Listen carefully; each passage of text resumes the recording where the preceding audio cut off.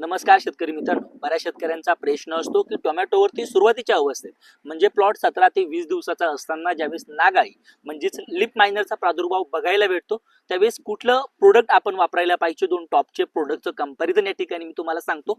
पहिलं म्हणजे एफएमसीचं बेनिविया जे नावाने वापरलं जायचं नामांकित प्रोडक्ट आहे। दुसऱ्या ठिकाणी मी ठेवतो ग्रासिया जे आपल्याला गोदरेजचं बघायला भेटतं। आता बेनिवियाचा विचार केला तर बेनिवियामध्ये आपल्याला सॅन्ट्रॅनिप्रोल नावाचा मॉलिक्यूल बघायला भेटतो। पेप्टाइडचे कंपाऊंड त्याच्यामध्ये असल्यामुळे एक गोष्ट होते की प्लॉटला ग्रीनरी येते आणि ग्रीनरी आणि व्हिगर पकडल्यामुळे फुटवे निघण्यासाठी प्लॉटला थोड्या प्रमाणात मदत होते। पण सॅन्ट्रॅनिप्रोल नावाचा मॉलिक्यूल सध्या स्थितीला लिप मायनरवरती तरी चांगलं काम प्रभावी असं काम करत नाही।